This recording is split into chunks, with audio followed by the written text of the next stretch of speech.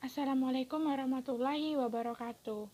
Teman-teman, di video kali ini saya akan memberikan penjelasan mengenai teori asam basa selanjutnya. Nah, pada video sebelumnya telah mempelajari mengenai teori asam basa Arrhenius.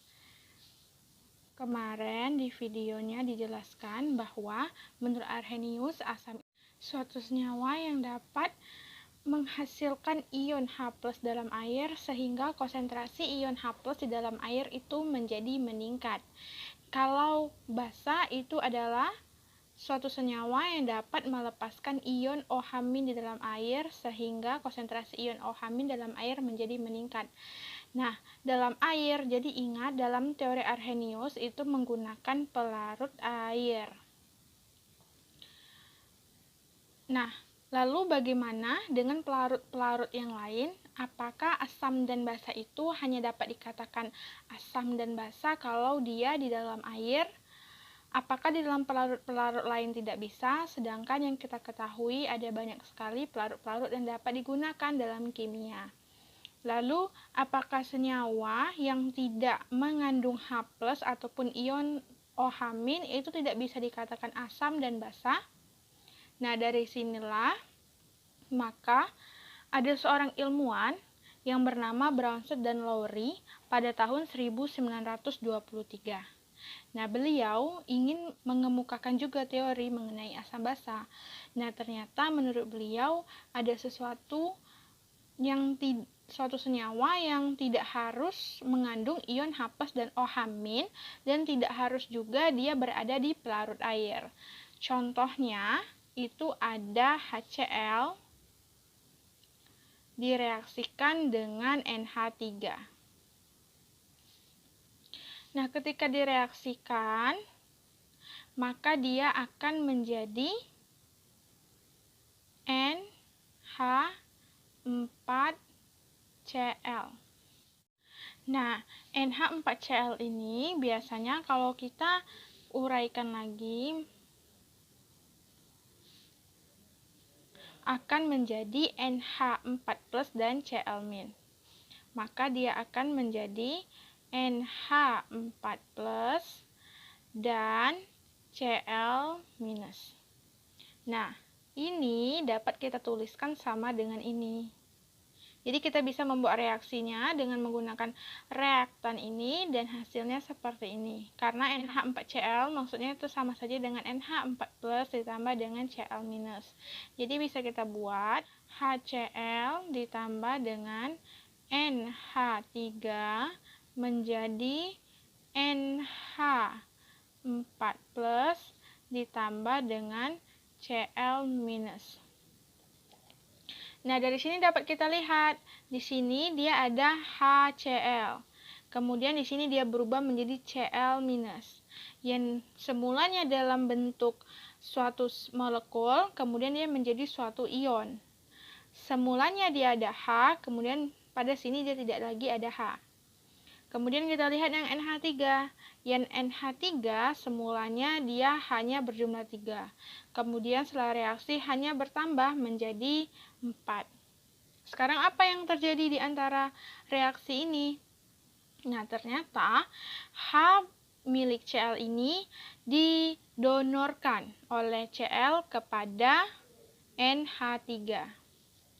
Dia mendonorkan H+. Sehingga dapat dilihat di sini yang semulanya NH3 akan berubah menjadi NH4. Kemudian Cl karena dia sudah mendonorkan H+-nya, maka dia tinggal ionnya saja.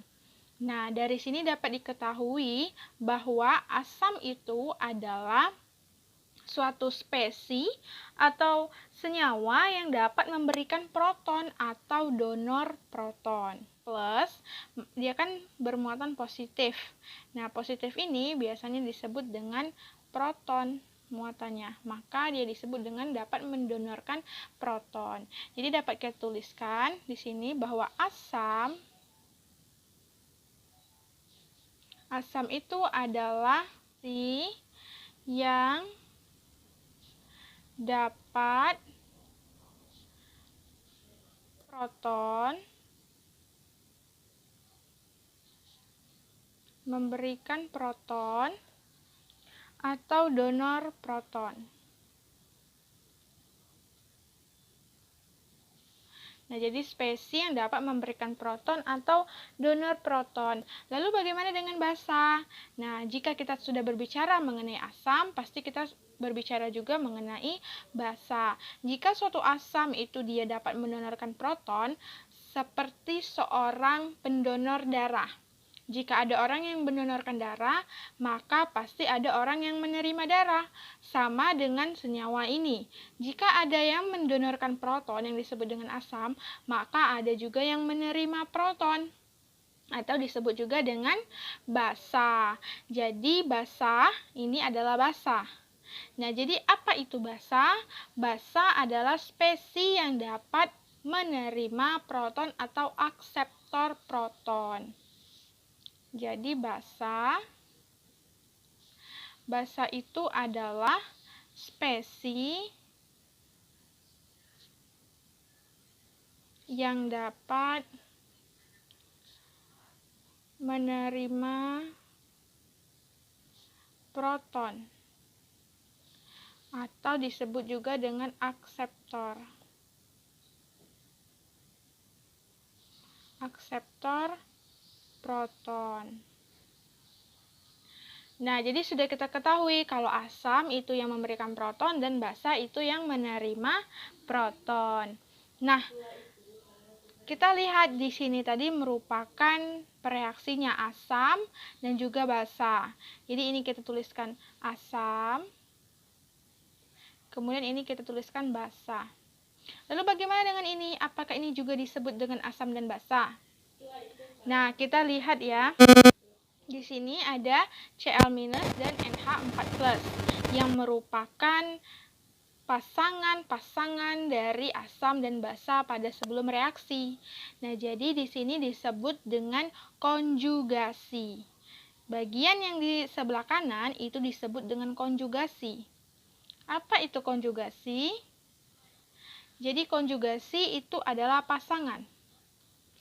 Artinya NH4+ merupakan pasangan dari NH3 dan Cl- merupakan pasangan dari HCl.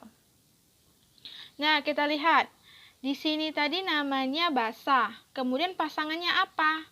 Jika basa, maka dia berpasangan dengan asam. Maka di sini disebut dengan asam. Loh, ini kan sudah ada asam. Lalu ini asam apa? Karena dia merupakan konjugasi, maka disebut dengan asam konjugasi. Jadi ini adalah pasangannya. Kemudian bagaimana dengan Cl? Nah, Cl itu sudah pasti berpasangan dengan HCl. Karena HCl ini adalah asam, maka pasangannya berupa basa. Basa apa? Basa konjugasi, karena dia merupakan pasangan. Seperti ini. Nah, jadi teori ini disebut dengan teori Bronsted-Lowry. Jadi teori Bronsted-Lowry ini menyatakan kalau asam itu yang memberikan proton atau donor proton dan basa spesies yang menerima proton atau akseptor proton. Nah, jadi teori Bronsted-Lowry ini sudah menyempurnakan teori dari Arrhenius, yang mana teori Arrhenius hanya pada pelarut air, namun pada teori Bronsted-Lowry ini dia bisa menjelaskan pada yang bukan pelarut air dan juga yang tidak memakai pelarut. Jadi sebenarnya pada dasarnya teori Bronsted-Lowry ini tidak berbicara mengenai pelarut yang digunakan untuk mengatakan suatu senyawa itu adalah asam dan basa. Jadi inilah yang disebut dengan teori Bronsted-Lowry. Terima kasih. Wassalamualaikum warahmatullahi wabarakatuh.